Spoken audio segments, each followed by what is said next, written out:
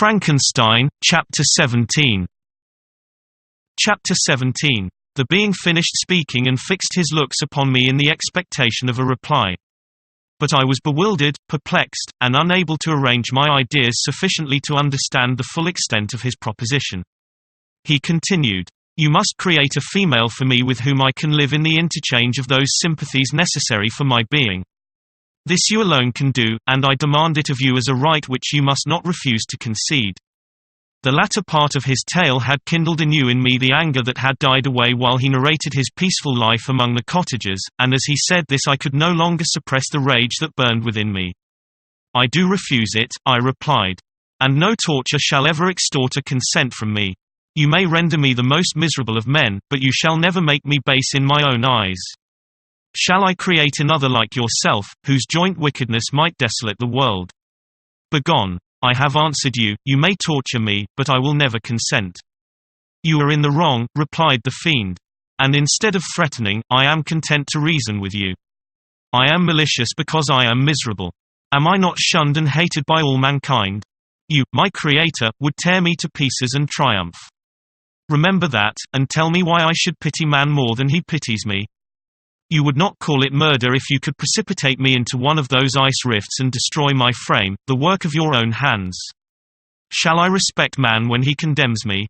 Let him live with me in the interchange of kindness, and instead of injury I would bestow every benefit upon him with tears of gratitude at his acceptance. But that cannot be. The human senses are insurmountable barriers to our union. Yet mine shall not be the submission of abject slavery. I will revenge my injuries. If I cannot inspire love, I will cause fear, and chiefly towards you my arch-enemy, because my Creator, do I swear inextinguishable hatred. Have a care. I will work at your destruction, nor finish until I desolate your heart, so that you shall curse the hour of your birth." A fiendish rage animated him as he said this. His face was wrinkled into contortions too horrible for human eyes to behold, but presently he calmed himself and proceeded. "I intended to reason. This passion is detrimental to me, for you do not reflect that you are the cause of its excess. If any being felt emotions of benevolence towards me, I should return them 100 and 100-fold, for that one creature's sake I would make peace with the whole kind. But I now indulge in dreams of bliss that cannot be realized. What I ask of you is reasonable and moderate. I demand a creature of another sex, but as hideous as myself. The gratification is small, but it is all that I can receive, and it shall content me. It is true, we shall be monsters, cut off from all the world. But on that account we shall be more attached to one another. Our lives will not be happy, but they will be harmless and free from the misery I now feel. Oh, my Creator, make me happy. Let me feel gratitude towards you for one benefit. Let me see that I excite the sympathy of some existing thing, do not deny me my request." I was moved. I shuddered when I thought of the possible consequences of my consent, but I felt that there was some justice in his argument. His tale and the feelings he now expressed proved him to be a creature of fine sensations, and did I not as his maker owe him all the portion of happiness that it was in my power to bestow? He saw my change of feeling and continued, "If you consent, neither you nor any other human being shall ever see us again.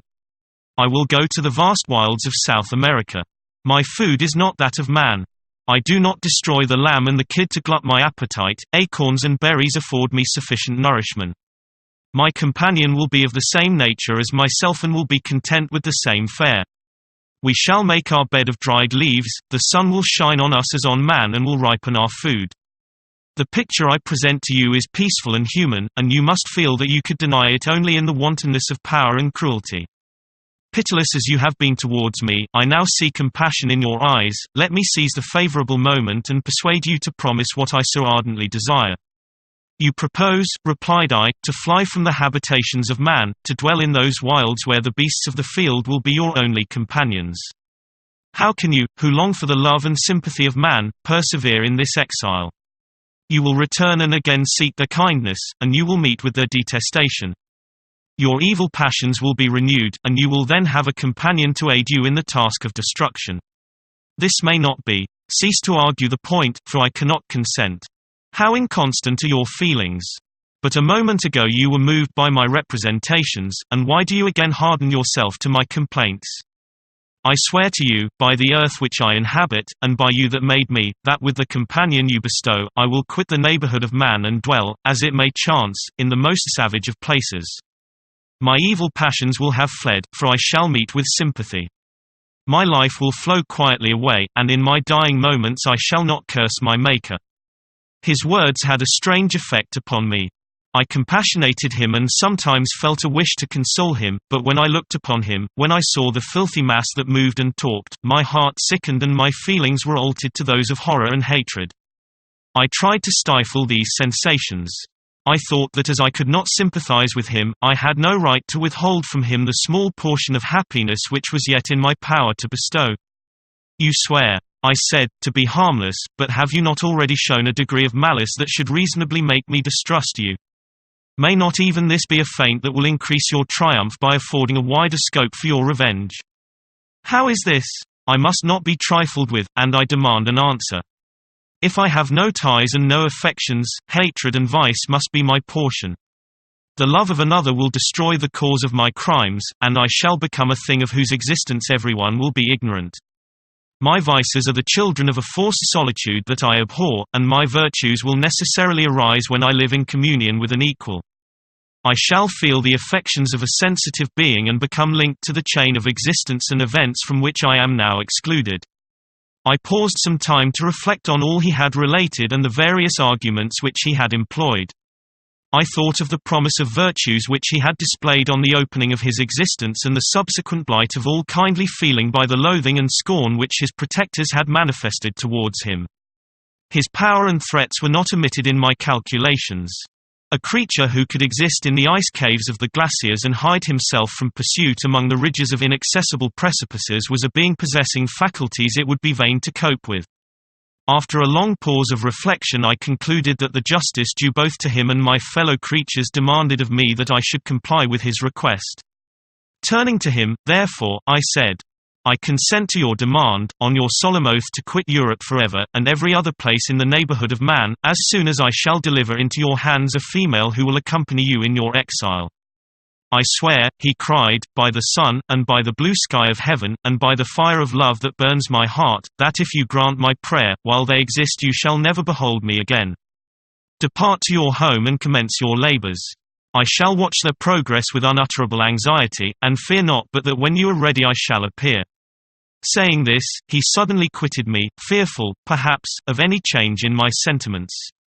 I saw him descend the mountain with greater speed than the flight of an eagle, and quickly lost among the undulations of the sea of ice.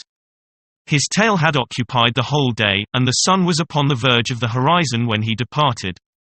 I knew that I ought to hasten my descent towards the valley, as I should soon be encompassed in darkness, but my heart was heavy, and my steps slow.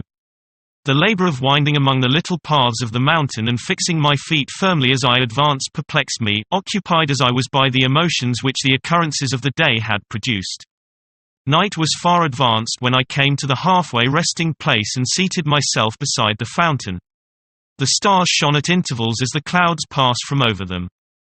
The dark pines rose before me, and every here and there a broken tree lay on the ground. It was a scene of wonderful solemnity and stirred strange thoughts within me. I wept bitterly, and clasping my hands in agony, I exclaimed, "Oh! Stars and clouds and winds, ye are all about to mock me. If ye really pity me, crush sensation and memory. Let me become as naught, but if not, depart, depart, and leave me in darkness." These were wild and miserable thoughts, but I cannot describe to you how the eternal twinkling of the stars weighed upon me and how I listened to every blast of wind as if it were a dull ugly siroc on its way to consume me. Morning dawned before I arrived at the village of Chamonix. I took no rest, but returned immediately to Geneva. Even in my own heart I could give no expression to my sensations, they weighed on me with a mountain's weight and their excess destroyed my agony beneath them.